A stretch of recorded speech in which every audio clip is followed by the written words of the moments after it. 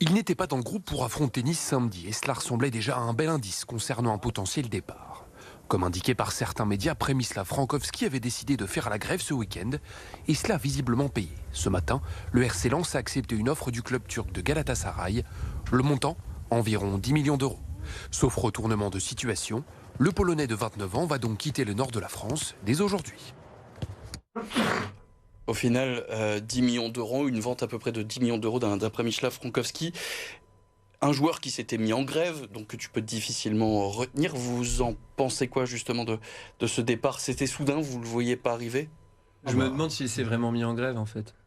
Il n'était pas dans le groupe, c'est Will Steele qui avait dit qu'il n'était pas dans un état mentalement pour se déplacer et disputer le match face à Nice. Oui, après, vu que la communication est vraiment pas claire depuis le départ, je me demande si le club, parce qu'on sait tous que les clubs ils connaissent certains journalistes, alors est-ce que le club a pas dit Tu penses qu'ils auraient voulu faire monter, essayer de faire monter les enchères? Frankowski, si on lui propose 2 millions par an, je comprends qu'il a envie de partir, mais après 4 années passées chez nous, il aurait pu avoir un final à la Smisser ou...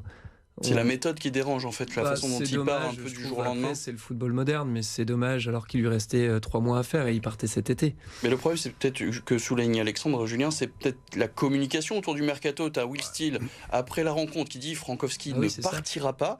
C'est un nouveau rebondissement. On parlait du cas Sophie avec Ryan, Danso aussi. Est-ce que c'est pas ça le problème? Il est au courant de rien dans l'histoire. Tu te dis, ton entraîneur, il balance que ton joueur part pas. Et le lendemain, tu apprends qu'il s'en va quand même. Donc, Et en plus, Will Steele précise, c'est les informations que j'ai reçues de la direction. Du coup, tu fais quel bilan? Déjà, on a parlé du mercato, mais dans le sens des départs, tu perds ton gardien titulaire et capitaine, tu perds 2 titulaires en défense centrale, tu perds ton latéral droit, sachant que ta solution, c'est Aguilar, qui est souvent blessé, il revient doucement de blessure. On a assuré la chute des droits TV, mais sportivement, on a dit adieu à la course à l'Europe, pour moi. Julien, tu penses qu'il n'y a plus d'ambition sportive à Lens? Là, ça va être compliqué. On n'y arrive pas face aux équipes face à nous. On est à notre place et plutôt bien classé, j'ai envie de dire, vu toutes les péripéties de la saison, même si on a fait une première partie de saison avec quand même la plupart des joueurs qui sont partis durant cet été. Alors, je ne vais pas défendre plus que ça Frankowski, parce que, comme beaucoup de Lensois, j'ai un peu les boules, quoi. Déjà, il y avait le non-match de samedi, on se prend ça dimanche. C'est un week-end un peu, effectivement, compliqué. Après, on peut comprendre que lui, pour des raisons perso, il a envie de partir. Mais ce qu'il y a, c'est que... Frankowski, c'est problématique parce que c'était un des rares joueurs encore dans l'effectif qui était capable de renverser un match. Et derrière, le truc, c'est que finalement, il décide de partir. Mais est-ce que lui, en ayant vu tous les autres partir durant le mercato, est-ce que finalement, il s'est pas dit moi aussi, je vais pas rester, puisque visiblement, il a des doutes aussi sur l'ambition. Il aurait pu partir quand le mercato était encore ouvert. À la limite, tu vois qu'on est le... Mais peut-être qu'il n'avait pas l'offre de Galatasaray à ce moment-là. On ne sait pas non plus ce qui s'est passé. Après, c'est compliqué avec ces mercatos un peu décalés, parce que effectivement, les Turcs peuvent continuer à acheter là où nous, on peut plus se retourner.